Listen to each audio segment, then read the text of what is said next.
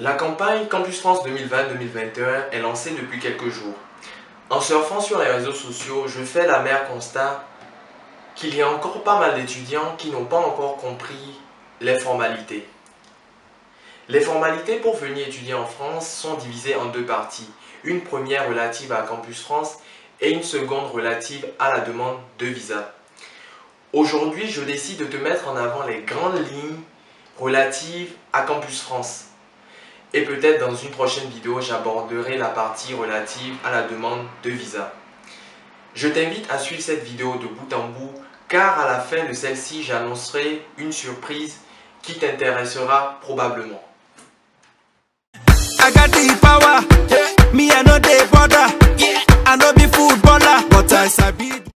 Salut à toi, moi c'est Christian Azad de la chaîne Étudier et Vivre en France. À travers celle-ci, j'aborde de nombreuses thématiques relatives à la vie estudiantine en France en général et en particulier pour les étudiants étrangers. Si toi aussi tu veux faire partie de cette belle aventure, tu as deux choses à faire.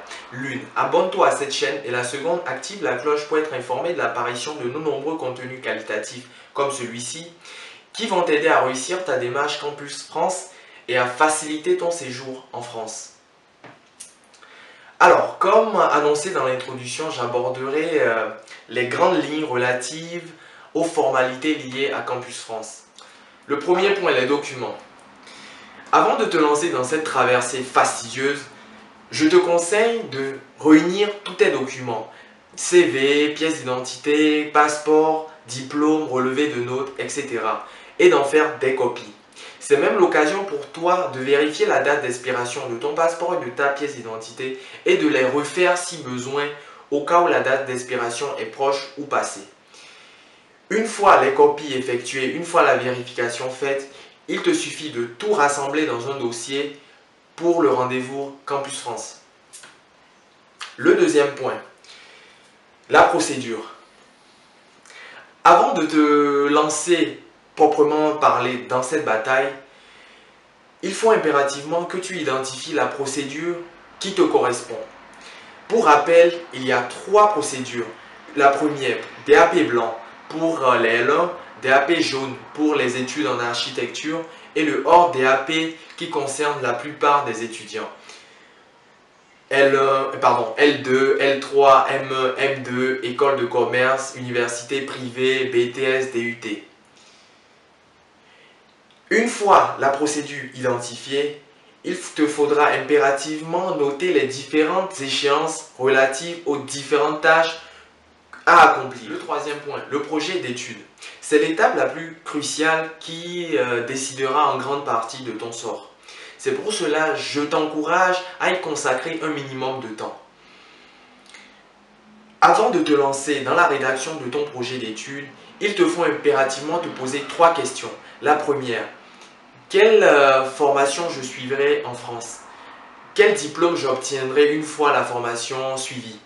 Quelle école ou université propose ce type de formation? Une fois que tu auras répondu à ces différentes questions, tu pourras évidemment te lancer dans la rédaction de ton projet d'études. Le projet d'études te permet de réaliser ton projet professionnel. D'où l'importance de faire des recherches en allant aux ateliers ou aux séances d'information organisées par le Campus France qui est le plus proche de ton lieu de domicile. Le quatrième point, le dossier électronique. Une fois le projet d'études et le projet professionnel définis, tu peux maintenant te lancer dans la création de ton espace personnel. Tu vas ensuite remplir les différentes rubriques, scanner les différents documents préalablement préparés, que ce soit les relevés de notes, les diplômes, etc. Les scanner en PDF bien entendu ou en JPEG, sachant que le fichier ne doit pas dépasser 300 KO. Je te mettrai dans le descriptif de cette vidéo un lien qui te permet de compresser gratuitement les fichiers. Par la suite, tu auras validé ton dossier de candidature et à le soumettre à Campus France en cliquant sur le bouton je soumets, je me rappelle plus, je soumets mon dossier Campus France en sachant que cette opération est irréversible. Le cinquième point, le dossier papier. Une fois cette étape franchie, tu dois t'acquitter des frais Campus France en les réglant à une banque de la place. Par la suite, tu devras prendre rendez-vous avec Campus France pour leur fournir les originaux des différents documents scannés via ton espace personnel, accompagnés d'une copie de chacun d'eux. Le sixième point, l'entretien. Une fois ton dossier électronique validé par Campus France, tu recevras une notification et tu devras prendre rendez-vous pour passer ton entretien.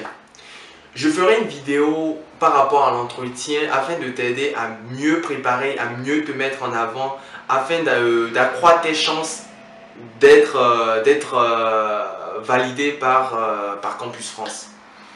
Le septième point, la réponse des universités.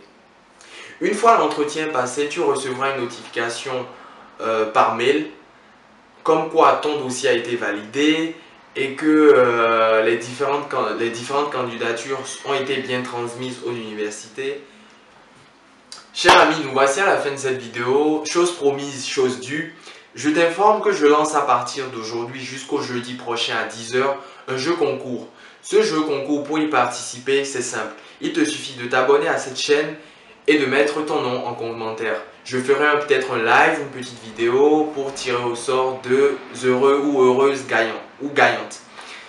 Alors, il y aura deux lots. Le premier lot, c'est un accompagnement de 3 heures mensuelles du mois de novembre jusqu'à l'entretien de l'étudiant ou de l'étudiant.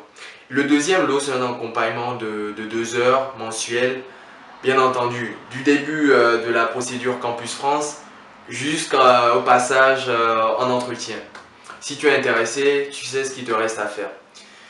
Par rapport à cette vidéo, c'est la fin. J'espère que tu ne rentres pas bredouille. J'espère que tu as retenu quelque chose. N'hésite pas à me mettre en commentaire ce que tu penses.